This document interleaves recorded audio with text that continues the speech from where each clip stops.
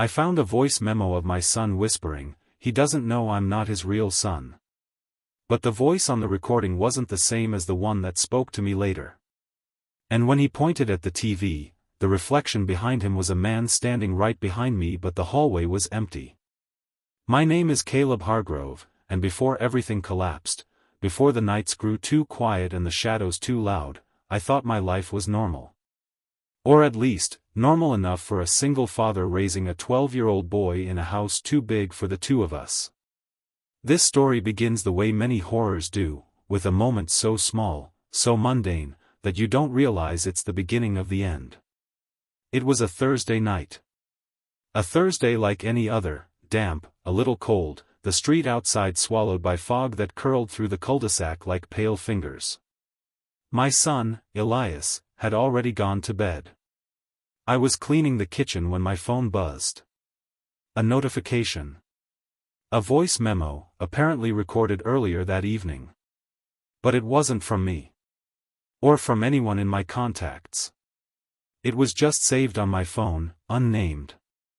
I didn't remember recording anything.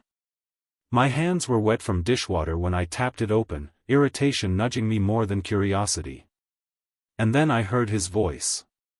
My son. His breathing came first, quick, shaky. Not terrified, but excited. Almost whisper laughing.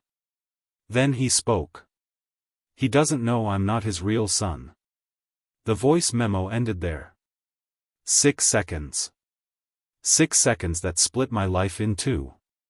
For a moment, I didn't move. Didn't breathe. I just stared at the phone screen as if it would explain itself. I replayed it. Same shaky breath. Same whisper. Same sentence. But when I pushed the phone closer to my ear, I noticed something I hadn't the first time. A faint sound behind his voice, like another person inhaling, or maybe exhaling. A call and response breath. But the memo was too short, too quiet, too compressed to know for sure. I walked to Elias's room. "Now, I need you to understand something important about me. I'm not skittish. I don't jump at shadows. I work as a paramedic. I have seen things that crawl beneath the skin, things that crack bones at angles they were never meant to bend. Things that would make most grown adults collapse into themselves. But nothing, and I mean nothing, prepared me for opening that door. Because when I did, Elias was awake. Wide awake. Sitting cross-legged on top of his blankets, staring at the door as if he had been waiting for me. His eyes reflected the hallway light, too reflective, like he had been crying or, like something behind them was shining through. "Hey, buddy," I said, trying to sound casual. "You okay? Why are you up?" He smiled. A small, tight smile that didn't reach his eyes. "I knew you were coming," he whispered. My skin prickled, cold and sharp as needles. "I got a strange voice memo," I said. "Sounded like you." He blinked slowly. Deliberately. "Did you like it?" There was no sarcasm, no joke, no childish mischief in his tone. Just curiosity. Sincere curiosity. "What was that about?" I asked, throat dry. Elias tilted his head. I swear his neck bent a little too far. "I was practicing," he said. "For what?" He didn't answer. And for a flicker of a second, I thought, no, I felt, that whatever was looking at me through my son's eyes was measuring me. Studying me. Deciding something. Then he lay down again, pulling the blanket up to his chin. "Good night, Dad." He wasn't smiling. But the blanket moved with the rhythm of someone trying very hard to pretend to sleep. I backed out of the room. Closed the door quietly. Then I leaned against the hallway wall, heart hammering like a trapped animal. A child's voice memo, my child's voice, saying I'm not his real son should have been enough to make me panic. But something deeper, darker, more instinctual had begun to settle into my bones. The terrifying realization that the voice I'd heard on the recording wasn't the same as the voice that had spoken to me in the bedroom. Something different. Something mimicking. And whatever was in that room with me, it was practicing for something else. Something worse. I didn't sleep that night. Every time I closed my eyes, I heard that voice memo replaying, my son's whisper, sharp as a scalpel, "He doesn't know I'm not his real son." By morning, rationality had begun to claw its way back into my head. Kids record strange things all the time, right? They mimic voices, try on personas, experiment with new tones. Maybe Elias was doing something like that. Maybe he was pretending. But the way he'd said, "Did you like it?" The way he tilted his head too far, like someone unfamiliar with the limits of bone and tendon, no. Something was wrong. Very wrong. As I made breakfast, I listened for him upstairs. For footsteps.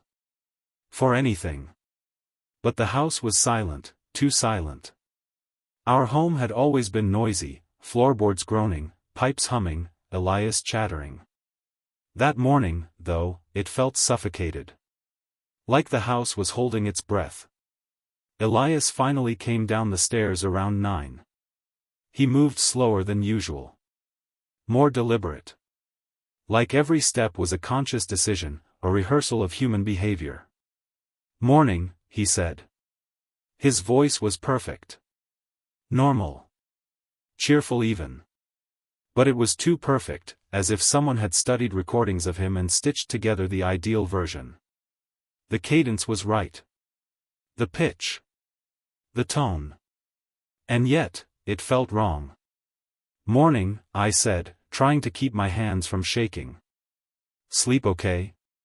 He nodded. "I dreamed about you." A chill spidered down my spine. "Oh? What about?" He pushed a piece of toast around his plate. "You were trying to open a door. But you didn't have the key, so you kept knocking. And knocking." He paused. "And you didn't know what was behind it." "What was behind it?" He smiled without showing his teeth. "Something that wanted you to open it." My stomach twisted. After breakfast, he went to the living room and sat in front of the TV, but he didn't turn it on. He just stared at the blank screen, watching his own reflection. Not moving. Not blinking. As if waiting for something inside the glass to blink first. I stood in the hallway, phone in hand, unease choking me. I opened the voice memo again. Listened. This time, I noticed something new, something my brain had dismissed before.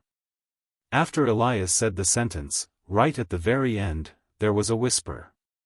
A whisper not from him. A whisper layered beneath his words, so faint it was almost inaudible. A whisper that said, "Good practice." I froze. And then I made a mistake. A huge one. I confronted him. "Elias," I said from the doorway. "I need to talk to you about the recording." His reflection in the TV smiled before his real face did. He turned slowly, too slowly. "Oh," he said gently, almost warmly. "You listened again?" "Yes," I replied, pulse pounding in my neck. "Who were you talking to?" He cocked his head, less exaggerated this time, but still not natural. "Someone who helps me," he said. "Helps you with what?"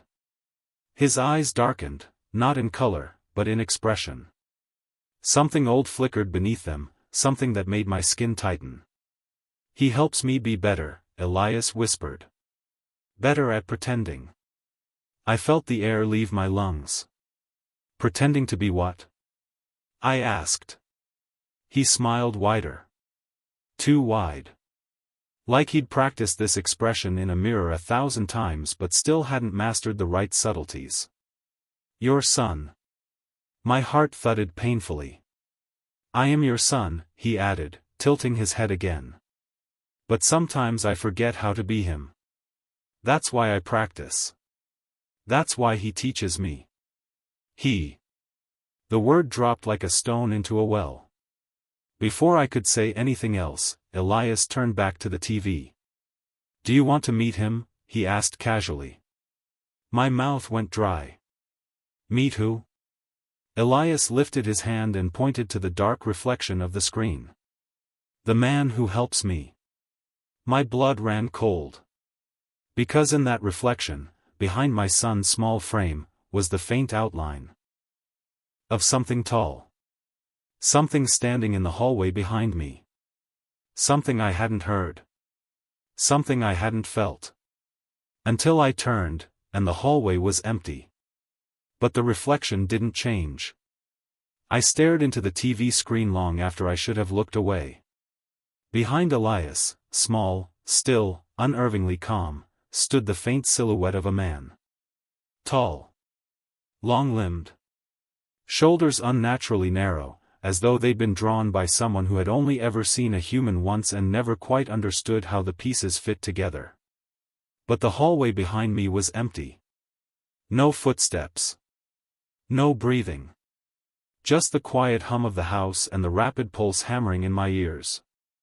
When I blinked, the silhouette in the reflection blinked too, delayed, like it needed an extra second to remember the motion. Elias, I whispered, not taking my eyes off the reflection. Who is that? He didn't turn. His tiny reflection just grinned. He likes when you see him, he said softly. It means you're ready. Ready for what? For understanding. A pause. For letting go. My fingers tightened around the doorway until my knuckles whitened. Elias, I said again, voice trembling despite everything in me begging to stay firm, why is he here? This time he turned around slowly, twisting his body before his head, as if his joints weren't moving together in the right order. His face was serene. Too serene. He's been here a long time, Elias said.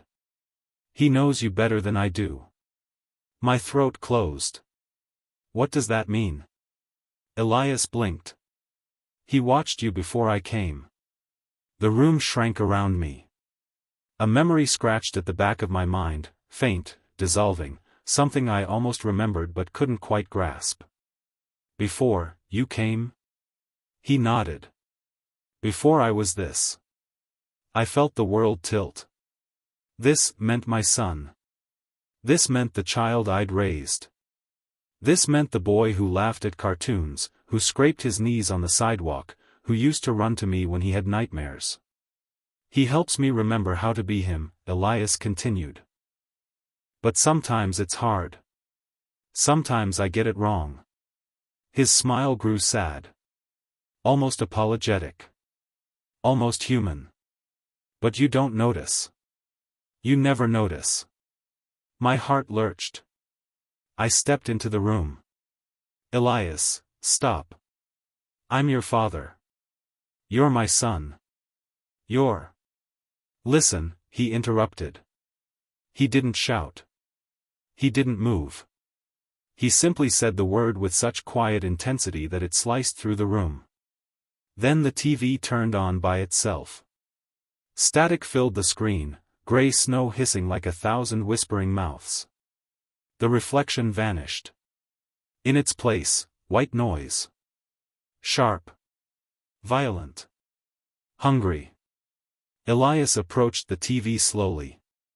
He placed his palm against the static, and the static shivered beneath his touch, folding inward like fabric. And then, through the noise, a voice emerged. Not a voice, I realized. Voices. Layered. Overlapping. A chorus of whispering tones, some high, some low, some too distorted to be human. They spoke in sync, he is ready. The words slithered through the room, collecting in the corners like dark smoke. No, I whispered. I'm not ready for anything. Elias kept his hand on the screen. The static wrapped around his fingers like it wanted to pull him in.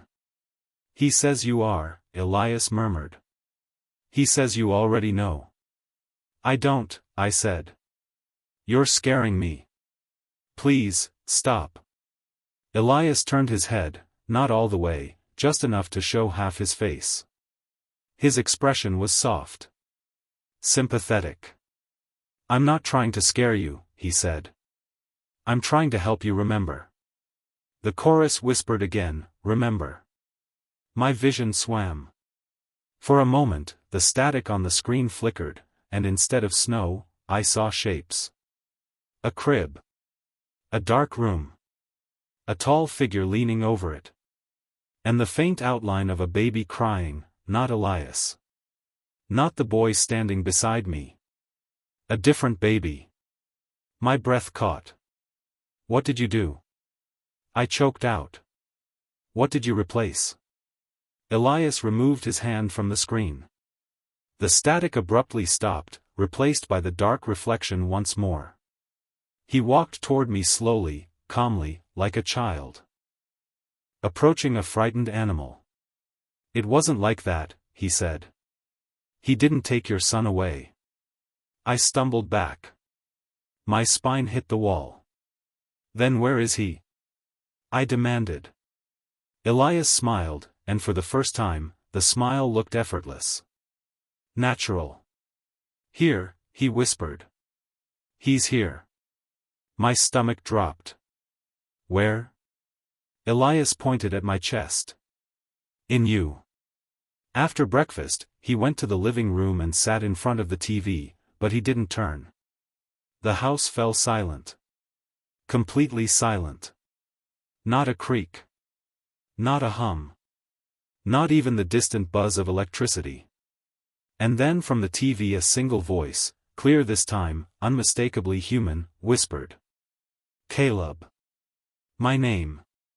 Spoken in a voice I recognized more deeply than any memory I'd ever held. A baby's voice. My real son's voice. Calling to me from inside the static. For a long moment, I couldn't breathe. My name, Caleb, echoed through the house in the faint, trembling voice of a baby, as if carried across a great distance. It seemed impossible, unreal, like a memory stretched too thin and somehow made audible. But something inside me reacted instantly. A deep, instinctive ache. A recognition so ancient and so raw that it hollowed me out. Elias, I whispered, though my voice barely came out. What is that? What are you showing me? He took a step closer. Not threatening. Not hostile. Just, steady. Like a guide leading someone across a threshold. It's not a what, Dad, he said softly. It's a who. The voice, my real son's voice, whimpered again from the TV. A soft, desperate sound, not of pain but of longing. A desire to be found. I don't understand, I breathed. You do, Elias whispered. You just don't want to. The static began to hum again, not loud, not violent, but rhythmic, like a heartbeat layered beneath layers of whispering breaths. The room dimmed slightly, shadows blooming outward from the corners. And then, images appeared on the screen, flickering like candlelight in a storm. A nursery. A crib. A mobile turning. Slowly in the dark, its plastic shapes casting long, bending shadows. A tall figure stood over the crib, blurred at the edges, as if the world hadn't decided what he should look like yet. He leaned over the railing, long fingers hovering above the sleeping baby within. My baby. My real son. A quieter version of Elias's voice, gentler, almost mournful, spoke beside me. He didn't take him away, Dad. He saved him. My pulse thundered in my ears. Saved him from what? Elias swallowed, and for the first time, he looked like a scared child again, not an imitation, not a mimic, not something wearing familiarity like a costume. His shoulders curled inward. From you. The floor dropped out from under me. What? My voice cracked. You were losing yourself, Elias whispered. You were drowning in grief you didn't understand. He couldn't let you break. He couldn't let you forget everything. The images shifted, flashes of me, hollow-eyed, stumbling through the house on sleepless nights. Memories I barely recognized, memories I had buried under work and routine and denial. Standing in the dark hallways, reaching for something I couldn't quite name. You weren't ready to be alone, Elias said. You weren't ready to lose what you loved. So he gave you, me. The room tilted slightly. My knees weakened. He put me here, Elias continued softly. Not to replace your son, but to be a bridge. A placeholder. Someone you could care for until you were strong enough to remember. My heart twisted painfully. Remember what? That he never left you. The static surged, but not violently. It pulsed with growing warmth, gentle, patient, almost like a lullaby. And through the shifting patterns, I heard the baby's voice again. The smallest, most innocent syllable in the world. My throat closed, tears slipping hot and silent down my cheeks. Where is he?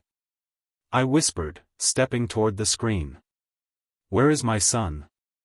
Elias stood beside me now, close enough that I could feel his presence. Like a faint warmth against my arm. In you, he said again. Where he's always been. Where he was kept safe while you healed. The static folded inward like an opening door. A shimmer of light appeared, soft, pale, wavering like a flame behind frosted glass. Can I bring him back? I asked, voice shaking. Is he still? Yes, Elias said. But only if you let go. Let go of what? He met my gaze, his eyes clear, wholly childlike now, devoid of imitation or mimicry. Of me. My breath stopped. No, I whispered instinctively. It's okay, Elias said gently.